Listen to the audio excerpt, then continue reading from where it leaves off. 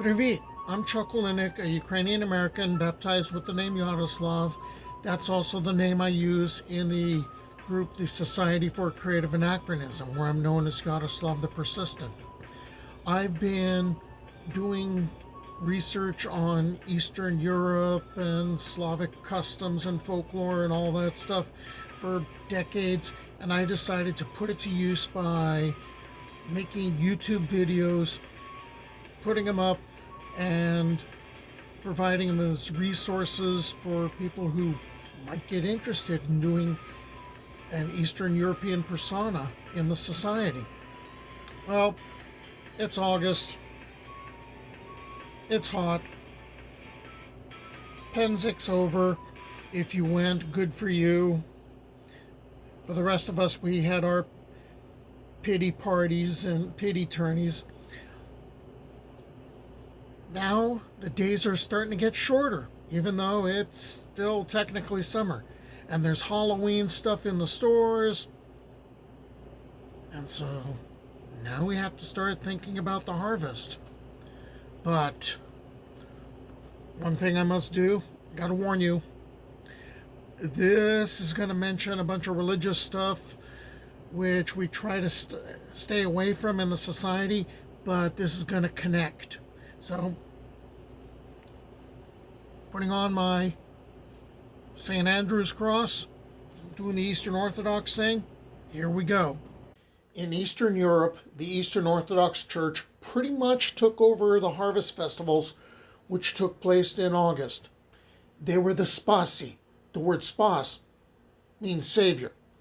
For in Christianity, people were believed to save themselves by eating foods appropriate for this holiday, and in agricultural traditions, it was common to start harvesting and preserving fruits, vegetables, and grains.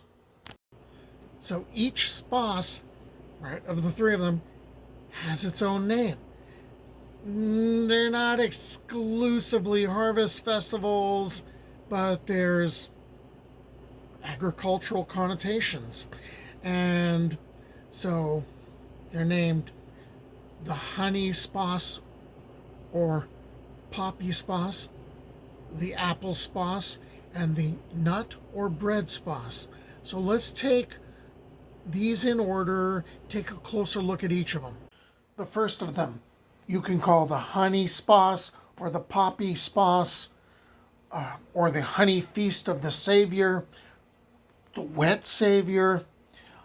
It's the first of the three festivals that are and this one's celebrated in the Julian calendar on August 1st. Okay, that makes it August 14th in the Gregorian calendar, because of course we have to deal with two calendars. By this time, beehives are full of honey, and a new swarm of bees is not allowed to settle in the hive after this day, for the bees are done collecting nectar from the flowers. People brought the best honey and poppy seeds to church to be blessed, also to give to the priest. They made honey kvass and enjoyed dishes made with those foods afterwards. The meal often started with poppy seed crepes. These crepes were served with poppy seed milk. And that was like a sweet mixture of poppy seeds and honey. Well, it'd have to be sweet, that the crepes were dipped in. Poppy seed milk was prepared in a special pot. The Russians called it a makalnik. Ukrainians would call it a mikitra. In Belarus, it'd be makatyur. Aside from cooking, poppy seeds used for a lot of folk protection rituals, like sprinkling them around, poppy seeds around newlyweds to protect them from getting jinxed, probably by jealous folk. All right, when the spring equinox rolls around, poppy seed gets sprinkled around a house in a circle for protection against envious people and evil spirits that tend to awaken in the spring. And poppy seeds get mentioned in a lot of folk sayings and proverbs and songs and riddles, like Poppy seed and honey is so good you'd be licking your mustache. Or poppy seed is black, but boyars eat it still. On Makavi's day, the youth would dance in horovod, those are those circle dances, and they'd be singing songs like There's a Poppy on the Hill, and girls would throw poppy seeds at a young boy.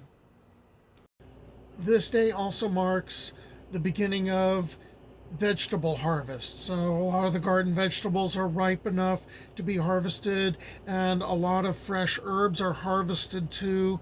And there's usually a bouquet of herbs and flowers that's collected and blessed on this first spas, and it's kept for an entire year, and it's used for medical purposes but also magical purposes. Many wild and domestic berries would be ripe by this time, and women traditionally baked pies filled with galena berries. Okay, if you're not Ukrainian, those are Gelder roseberries or European cranberries, and they'd be baking with raspberries. In many places, it was time to sow the fall rye and plant fall vegetables. So this first spas is also called the wet spas, and the water in springs and wells was believed to have healing properties and magical properties, which is why this is sometimes called the spas of the waters, as the main part of the celebration happens by the water, and the water is blessed with honey. Okay, so we're bringing in the honey from the earlier part. Then adults swim, and they end up bathing the children and putting them in new shirts. And on this same day, the water in the wells is also blessed. People drink the water after putting silver in it. They give it to horses. And after the wet spas, you're not supposed to be bathing in the waters, because the first breath of fall is felt at this time, and algae starts growing in the still and slow moving bodies of water, so there's that safety issue. The honey spas was followed by the apple spas on August 6th on the Julian calendar, August 19th on the Gregorian. The holiday has a pre-Christian origin, like most of them, and it's associated with harvesting vegetables like peas, potato, cucumbers, turnips, and ripe fruits, especially apples. In East Slavic folklore, it marks the beginning of autumn and means the transfiguration of nature. Okay, then Christianity comes on the scene, and the festival gets Christianized, and it becomes the Savior of the Apple Feast Day, the second festival of the Savior, and it's one of the great 12 feasts in the Orthodox Church, the Transfiguration of the Savior. Okay, so why apples? Well, in the Byzantine Empire, there was a tradition of blessing harvested grapes during the Feast of the Transfiguration. In Russia, apples are easier to get a hold of, so that's the reason for the name of the feast. And there's usually processions and blessing of harvests, and usually on this holiday, people from Russia and Ukraine and Belarus eat apples, or they make apple pies, or there's other dishes that are containing apples that get made, even if they're not Orthodox Christians. Everyone gets involved. And those that are Orthodox Christians carry the products to the church to have them blessed, and after the blessing, you'd end up having people collecting in the gardens and hanging out. And girls will be swallowing a piece of a savior apple, and while they're doing this, they're supposed to be thinking about their fiancés and saying, what I wish I think, what I think it will happen, what happens will never pass. From the day of the feast begins the sowing of the winter rye. supposed to be the best time. And there was a ritual of sowing the fields. The priest would come out with icons to the field, and he'd sprinkle the field with holy water and the seeds with holy water. One of the most honorable owners was the first one to sow the blessed fields. From that day, the harvest began, accompanied by a lot of rituals.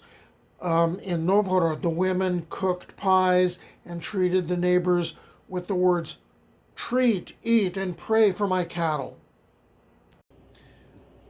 The third one, the third Spas, that's the nut Spas. It follows the apple Spas.